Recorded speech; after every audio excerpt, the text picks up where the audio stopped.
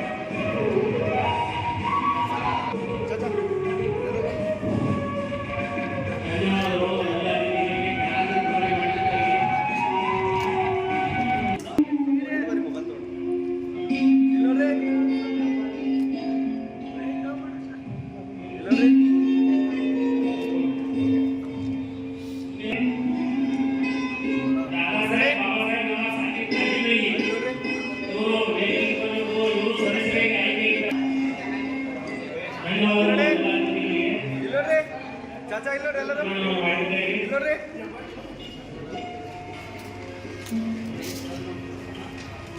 Okay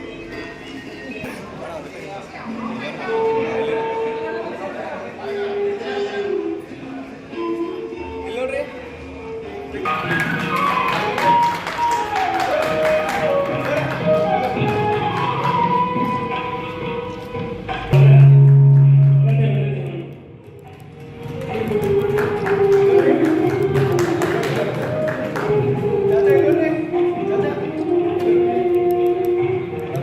ಸೇವೆಯನ್ನು ಮಾಡಲಿಕ್ಕೆ ಅವರಿಗೆ ಒಂದು ಪ್ರೋತ್ಸಾಹವನ್ನು ನೀಡಿ ಸನ್ಮಾನ ಮಾಡಬೇಕಂತೆ ಎಲ್ಲ ಅತಿಥಿಗಳಲ್ಲಿ ವಿನಂತಿಸಿಕೊಳ್ತೇನೆ.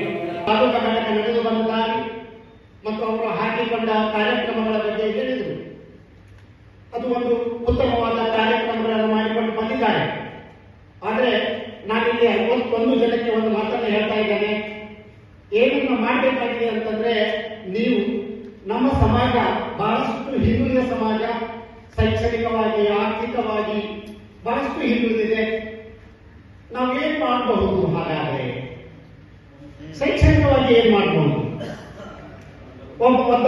ಒಬ್ಬ ವಿದ್ಯಾರ್ಥಿ ಅತಿ ಉತ್ತಮ ರೀತಿಯಲ್ಲಿ ಓದ್ತಾ ಇರ್ತಾನೆ. ಅವನು ಕಡುಬಡುವ, ಅವನಿಗೆ ಮುಂದೆ ಹೋಗ್ಲಿಕ್ಕೆ ಆಗೋದಿಲ್ಲ. ಅಂತ ವಿದ್ಯಾರ್ಥಿಗಳನ್ನು ನೀವು ಗುರುತಿಸಿ ನೀವು ದುಡ್ಡು ಕೊಡುವುದು ಬೇಡ. ಅವನು ಮೆರಿಟೋಸ್ ಏನು ಅಂತ ಅತ್ಯಂತ ಅತಿ ಹೆಚ್ಚು ಅಂಕಗಳನ್ನು ಗಳಿಸಿದ ವಿದ್ಯಾರ್ಥಿಯಾಗಿರ್ತಾನೆ. ಇವತ್ತು ಬಹಳಷ್ಟು ಸೌಲಭ್ಯಗಳಿವೆ. ನೀವು ಒಂದು ಎಜುಕೇಶನ್ ಲೋನ್ ಅಂತ ಸಿಗತ್ತೆ. ದಯಮಾಡಿ ಅಂತ ವಿದ್ಯಾರ್ಥಿಗಳಿದ್ದರೆ ಎಜುಕೇಶನ್ ಲೋನ್ ಅನ್ನು ಕೊಡಿಸುವ ವ್ಯವಸ್ಥೆ ನಿಮ್ಮಿಂದ ಆಗಬೇಕಾಗಿದೆ.